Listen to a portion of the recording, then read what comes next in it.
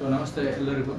So ನಮ್ಮ ತಾಯಿಯವ್ರಿಗೆ ಸುಮಾರು ವರ್ಷಗಳಿಂದ ಬೆನ್ನು, ಆಮೇಲೆ ಕಾಲು ನೋವು ಮತ್ತು ನಿದ್ರೆ ಬರದಿರೋದು.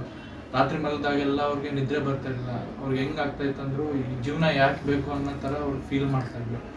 ಸೊ ನಾನು ಬೆಂಗಳೂರಲ್ಲಿ ಇರ್ತಿದ್ದೆ, ಅವ್ರು ಹೋಮ್ ಟೌನಲ್ಲಿ ಇರ್ತಿದ್ರು. ಸೊ ಅವಾಗ ಅವ್ರು ಡೈಲಿ ಏನಂದರೆ ಅಡುಗೆ ಮಾಡ್ತಾರೆ, ಬೆಳಗ್ಗೆ ಅವ್ರು ಬರ್ತಾರೆ, ಟಿ ವಿ ಶೋ ಇರ್ತಾಯಿದ್ರು.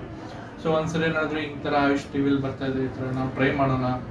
ಸುಮಾರು ಕಡೆ ಎಲ್ಲ ಕಡೆ ನಾವು ಚೆಕಪ್ ಮಾಡಿಸಿದ್ವಿ, ಯಾವುದೇ ನಮಗೆ ಇಂಪ್ಯಾಕ್ಟ್ ಆಗಿಲ್ಲ. ಸೊ ನನಗೆ ಸಾಕಾಗಿದೆ ಅಂತ ಹೇಳಿದ್ರು.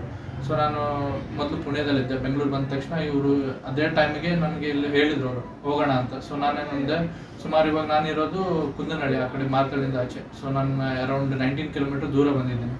ಸೊ ಮಾರ್ಚ್ 7ನೇ ತಾರೀಕಿಗೆ ಬಂದ್ವಿ.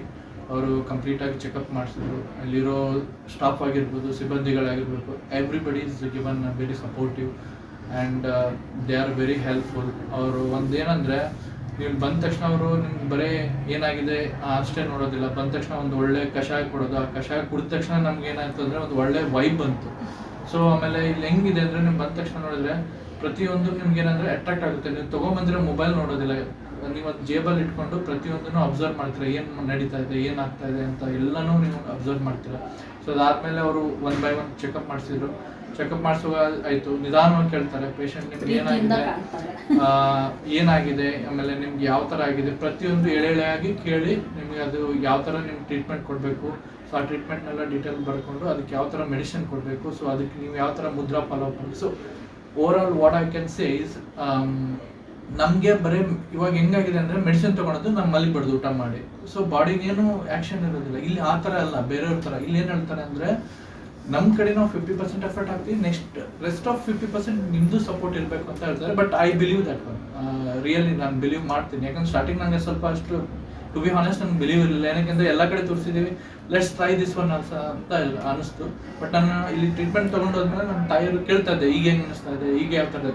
ಇನ್ನೊಂದು ಪ್ಲಸ್ ಪಾಯಿಂಟ್ ಏನಂತ ಹೇಳಿದ್ರೆ, ಇವರು ಪರ್ಯಾಯವಾಗಿ ಒಂದು ಪರ್ಯಾಯ ಚಿಕಿತ್ಸಕರು ಅಂತ ಇಟ್ಟಿದ್ದಾರೆ. ಸೊ ಅವ್ರು ಏನು ಮಾಡ್ತಾರೆ ಅಂದರೆ, ನಿಮಗೆ ಡೈಲಿ ಫಾಲೋ ಅಪ್ ಮಾಡ್ತಾರೆ ವಾಟ್ಸಪ್ಪಲ್ಲಿ. ಸೊ ಏನಾಗ್ತದೆ ನಿಮಗೆ ಹೇಳಿ ಅಮ್ಮ, ಮತ್ತು ಏನಾದರೂ ನಿಮಗೆ ಇದ್ರೆ ಹೇಳಿ ಅಂತ. ಸೊ ಇವತ್ತು ಕ್ಯಾಂಪು ಮಾಡಿದ್ರು 29ನೇ ತಾರೀಕು, 7ನೇ ತಾರೀಕು ಬಂದು ಇವತ್ತು 29ನೇ ತಾರೀಕು ಬಂದಿದೆ. ಸೊ ಆಲ್ಮೋಸ್ಟ್ ಆಲ್ ಒಂದು 15 to 18 days ಅಷ್ಟರಲ್ಲೇ ನಮ್ಮ ಅಮ್ಮಂದು BP ಮತ್ತು ಶುಗರು ನಾರ್ಮಲ್ ಬಂದಿದೆ. ಚೆನ್ನಾಗಿ ನಿದ್ದೆ ಮಾಡ್ತಾ ಇದ್ದಾರೆ, ಯಾವುದೇ ರೀತಿ ಇಲ್ಲ. ಅವ್ರ ಮುಖ ನಾನೇ ನೋಡಿದೆ 7ನೇ ತಾರೀಕಿಂದ ಇವಾಗಲ್ಲಿ ಮುಖದಲ್ಲಿ ಸ್ವಲ್ಪ ಕಳೆ ಬಂದಿದೆ. So I really very happy. I recommend all people can come and please ನಿಮ್ಮದು ಸಮಸ್ಯೆ ಏನಾದರೂ ಹೇಳಿ, ಅವರು ಒಳ್ಳೆಯ ಪರ್ಯಾಯ ಚಿಕಿತ್ಸೆಯನ್ನು ಕೊಡ್ತಾರೆ.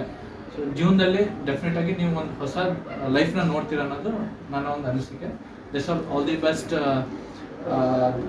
ಡಾಕ್ಟರ್ ಲತಾ ಶೇಖರ್ ಮೇಡಮ್ಗೆ, ಮತ್ತು staff is very helpful and supportive and all the best. Thank you.